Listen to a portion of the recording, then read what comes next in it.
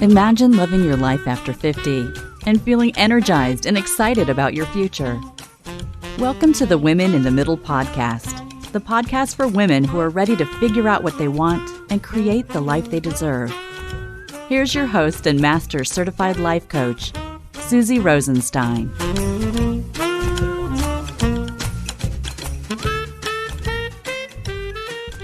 Hey there, welcome back to the podcast, Women in the Middle. I'm your host, Susie Rosenstein, your master certified coach and midlife mentor. And once again, I'm so glad to be here with you for this week's episode, which is about space, the final frontier. What I mean is today we're talking about your need for personal space, emotional space, and physical space in midlife. Now, I have to tell you, this topic kind of surprised me when a coach pointed it out for me. I really didn't see the pattern in some issues I'd been working out and working on for a few years. But now I see it really clearly, and I know it's becoming more and more of an issue these days with everything going on and being stuck at home like you are. Or I would like to actually make a small correction to that, being safe at home like you are. That's actually a little tweak worth mentioning because it has everything to do with your mindset right now, right? Stuck at home versus safe at home. Think about it. Which way do you think about being at home right now so much? It's pretty important because the way you think about the space you're living in and the way you're living in it right now really sets you up emotionally. And what I mean is that each of these separate thoughts will make you feel a different way. When you think, I'm stuck at home, notice how you feel. Maybe sad, stuck for sure, unhappy, maybe hard done by, like woe is me. And this is really different than when you think, I'm safe at home. Notice those feelings.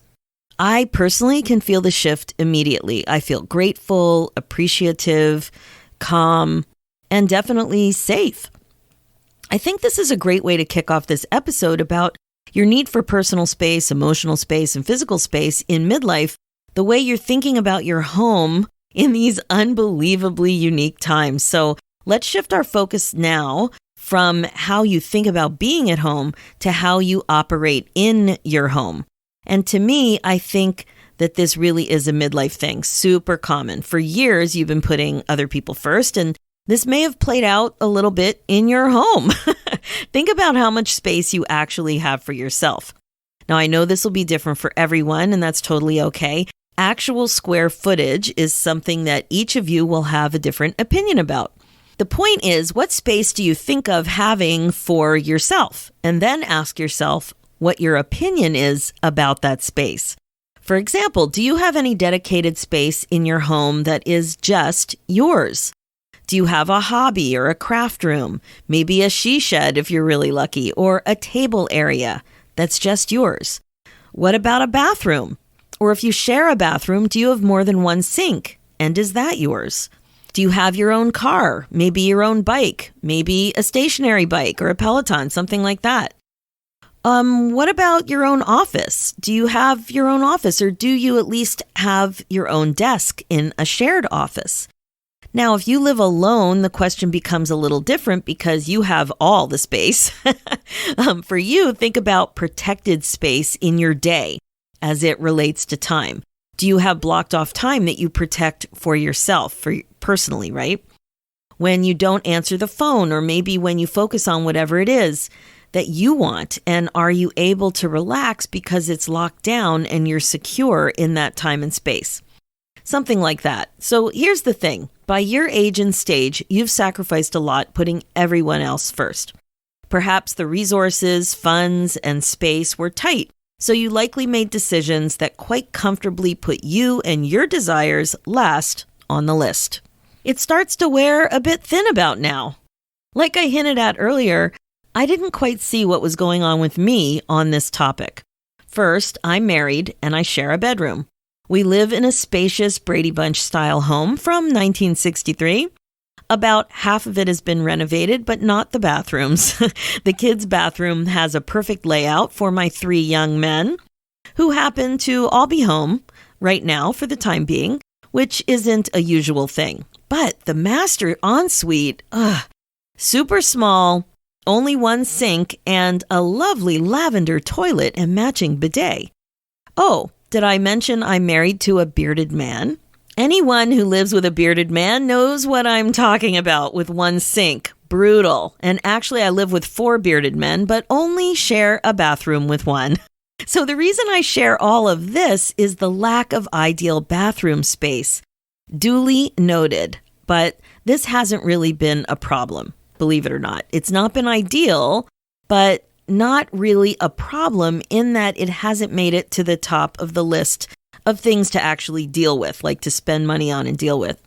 My definition for how something moves its way up on the list is usually that it can't just be ugly or not ideal. It has to also be broken.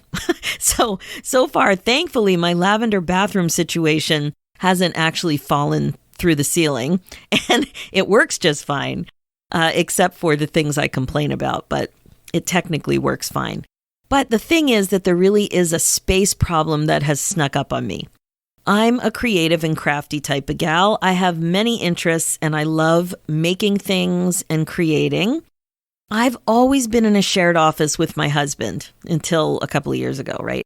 But there was an extra desk in the office that I claimed for my creative pursuits. So we each had a desk, and then I had an extra desk for my creative things, all my things, which was mainly making beaded wire pendants and kippas for Jewish women. I know I've talked about that in other episodes. But for the last 6 years or so, I transitioned into a home-based business. I'd always worked outside the house in a traditional work setting with commuting and the whole bit. Now, this transition to this situation is what snuck up on me. I didn't really anticipate my needs for space and privacy. There was no natural office space available for me in the house. No bedroom had yet been vacated by a fully launched kid, and the basement was set up as a rec room, billiards room, and a music room, with the drum set, the electric piano, like all of it. I couldn't imagine messing up that whole arrangement. But I was increasingly frustrated by my situation, and it was becoming more and more obvious that my husband and I each needed privacy for confidential calls on the phone and on Zoom. We were both needing time in the evening when we were both home, as well as me just working in the day. Like we were really running into each other. And the way I was working without a dedicated professional space was taking a toll on me emotionally. I found myself constantly frustrated by the lack of good background for my online Zoom calls, and constantly on edge that my 130-pound dog might come around a corner and start barking at me to feed him, which totally happens. And when a 130-pound dog starts barking at you, it's very disruptive. So what I noticed was that I felt completely unprofessional and disorganized, and I knew I needed to make some serious adjustments. So I decided to claim the back east corner of my house. It's what used to be called the bar, completely with mirrored accent walls and a groovy, wavy countertop surface on the bar and a teeny tiny sink. It does have the best window though, and I look out on a beautiful forested ravine, and I have a bird bath, and it's really fun to look out the window. So I repurposed some of the furniture, and I bought a few storage cabinets to make a wall.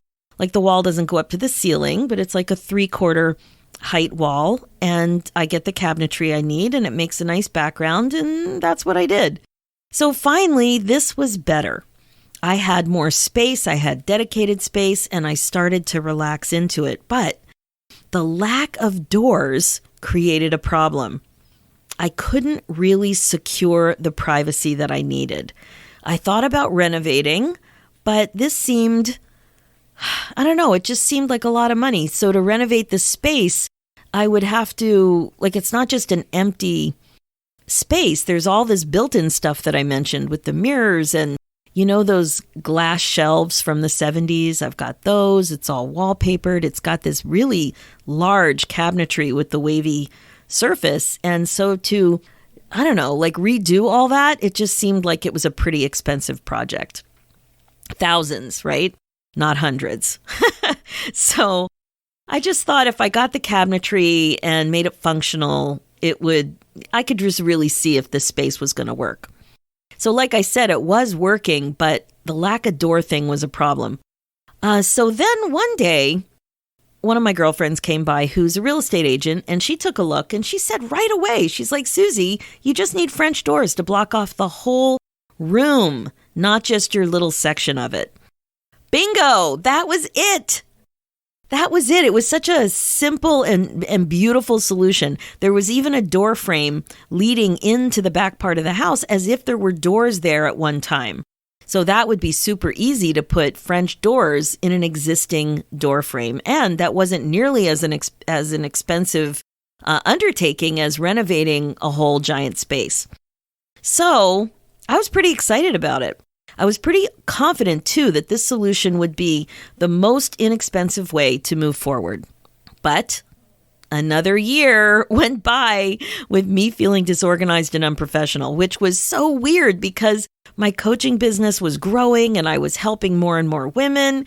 This space problem was clearly more of a problem than I anticipated. So one time I went to a coaching event. And a coach sniffed the problem out and coached me on it. I was clearly resisting fixing the problem.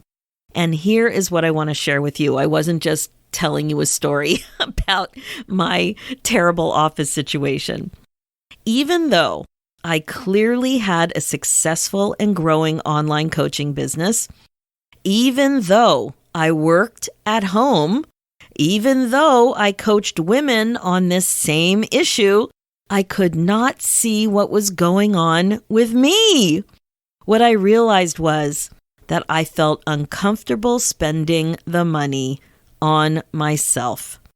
I felt bad about spending the money on me. I couldn't believe it. I was floored.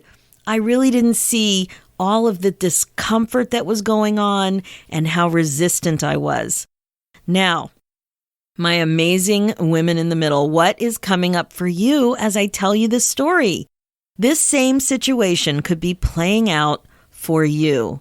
Maybe not exactly the same, but I'm sure that there probably is a space issue in your home too.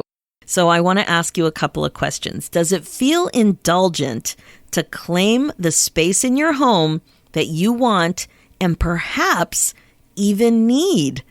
Especially now when you're spending more time in your home, perhaps even with more people than normal.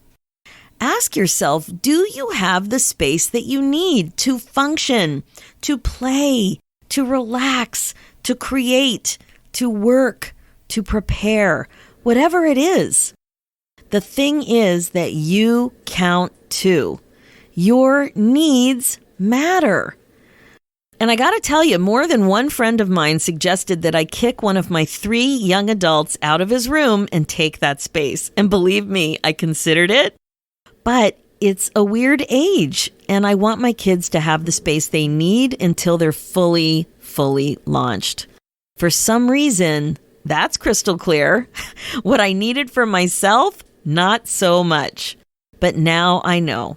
This whole personal space, emotional space, and physical space thing in your home is critical. I did a great interview with interior designer Toby Fairley about designing your home after your empty nest settles in. It's episode 68 if you're interested. She had lots of great tips and ideas to help you claim more of this incredibly valuable space and make it your own. So the link for that is in the show notes. But I guess overall what I'm suggesting is that you take a look at making space for you in your home that is just yours. And like I said, if you live alone, space for you might be time that's secured or protected as just for you. Or like me, justifying what it is you really want to make your space better for you, more workable for you, more in line with what you're really excited about. It's staking a claim and making it so. It's honoring yourself and your needs. And I have to say, with everything going on in the world right now, this whole issue of space in your home has come up with a lot of the women in my community. There's less privacy overall. So you might be thinking, where can I make more privacy happen?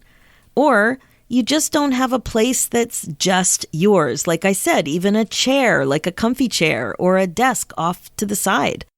It can be quite painful to fight for your rights to have space too. My kids have made jokes that I'm taking over the house with my claiming the back corner of the house. But when I look at the square footage of the space that they have dedicated to them and their priorities, which is 3 bedrooms and 2 rec rooms in the basement, I find myself thinking, geez, I'm also running a business. So whether it's space for relaxation, for exercise, for work, for creativity, you have to prioritize making it happen, or it just won't. So here are the 4 main things to consider when your space is your final frontier. The first thing is, what do you want dedicated space to do? The second thing, why is this important to you? The third thing, when you think about this desire, how do you feel? And finally, number 4, do you like your reasons? Now notice all of this in your situation. If you're not feeling great about it and you don't like your reasons, please do some thought work and see what's going on up there for you, and you might just be surprised. You owe it to yourself to really like those reasons and create what it is at this point in your life that you really want, even when it comes to space.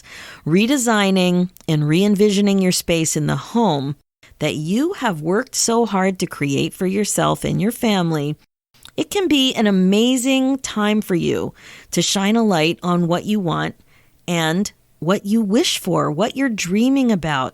It can really start with just rethinking your space or claiming your space. Your space can really be a reflection of your effort to be more intentional in midlife. I really, really believe that. And I look forward to what comes up for you as you're thinking all this through. And please send me a picture. Send it to me. I would love to see what you're up to and what ideas you have. Okay, my focus as a midlife coach is to help you waste less time spinning and feeling stuck. It's time for you to get excited about your life again, my friend. It really is. Being the queen of your brain domain is the best way to be. So check out the show notes with more information and links at www.susierosenstein.com. Download my free ebook, 9 Secrets to Get Unstuck in Your 50s at susierosenstein.com/9 secrets. And if you want to keep this conversation going, head over to the free Women in the Middle community Facebook group where you can continue the podcast conversation. And of course, you can learn more about coaching together too. Just go to www.facebook.com/groups/Women in the Middle community. Let's do this, ladies. It's time to be finally first, one thought at a time. Thanks so much for listening, and I'll talk to you next week.